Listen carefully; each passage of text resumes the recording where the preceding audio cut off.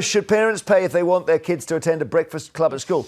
We'd love your calls on this. 020 7862 2222 is the number. Labour has launched its roll out of breakfast clubs at primary schools in England. 750 schools, providing 30 minutes of free childcare as well as a breakfast meal ahead of the school day. From April next year, they say this will run as a year-long trial before they expand the scheme to all 16,764 primary schools in England in a couple of years. If it goes ahead, it'll provide meals for 4.5 million kids. Do you think the government can afford this, Anne Widdecombe? I think it's absolutely bonkers.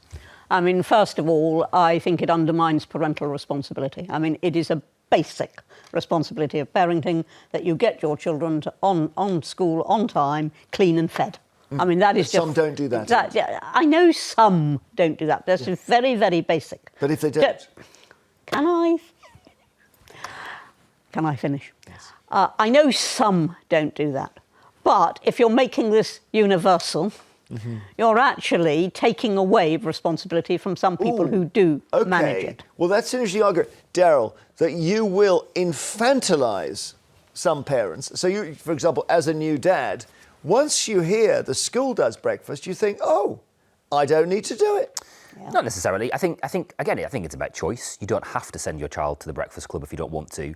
I think the reason you would, there's lots of reasons why you would do a breakfast club, about nutrition, also about educational attainment. The IFS did a really great study about the way in which it impacts children's early education, and it's really profound. I mean, it is really profound. It makes a real big difference. Not just getting the breakfast, but being in the social setting, being at school earlier, etc.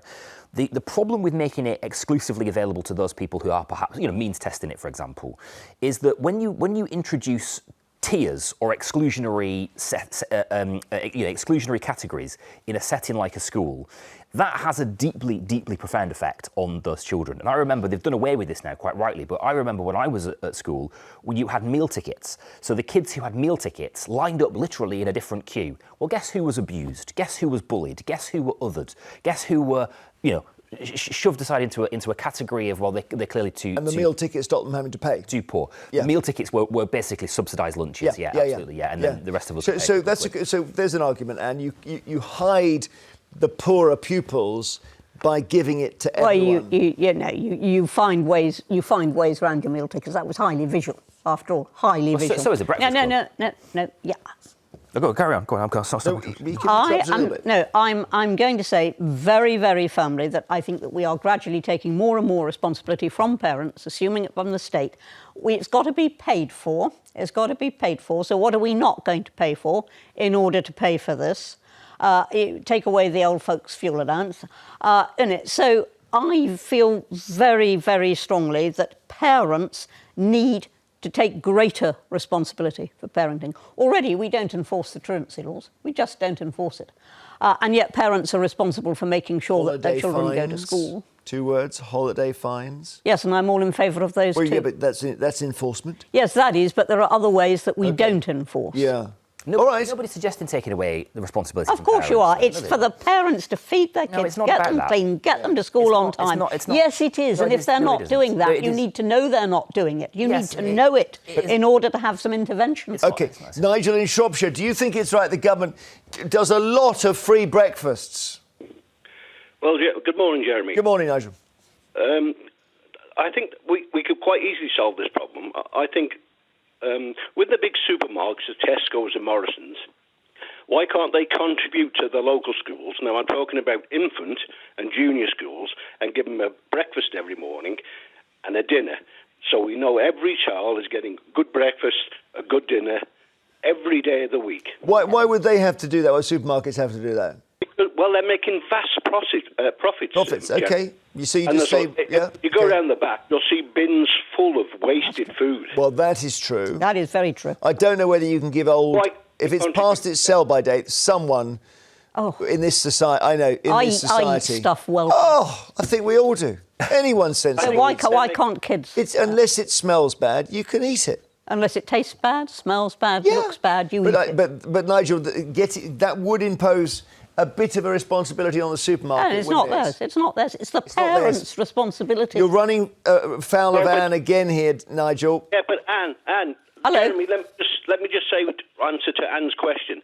Anne is saying it's a parent's responsibility, but a lot of parents haven't got the money. They're on a short income. I think supermarkets need to step up and help with the current climate. I really can't see that it's anything to do with supermarkets at all. And as I say, if you have this and it's universal, you won't actually see where the problems are, and therefore you won't actually have the intervention. If somebody genuinely can't afford to feed their children in this age of social security and all the rest of it, if somebody genuinely can't afford to feed their children, we need to know that, not cover it up with a breakfast club. Thank you, Nigel. Geraldine in Derby, hello. Good morning, everyone. Hello. Morning. What do you think? It sounds like a good plan, but then it's just been torn to shreds by my colleague here. I totally agree with Anne. Totally 100% agree with Anne.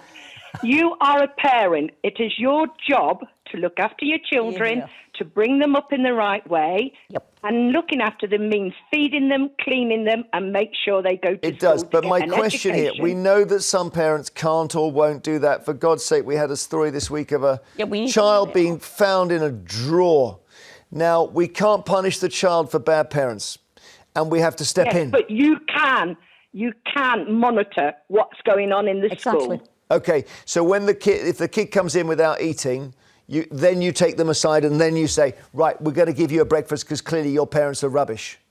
And then you get the parents in and you read them the right act. Well, Darryl, there we go. That's it. Geraldine's got it. Okay, all right, look, because I think there's lots of different ways that breakfast clubs, there's lots of different roles that breakfast clubs play in people's lives, right, and in school lives. Let's just start with the fact that school has always been a holistic place. It's been a place that nourishes people. It's been a place that has provided extracurricular activity. It's a social setting. It is far more than simply educating children or giving children an education.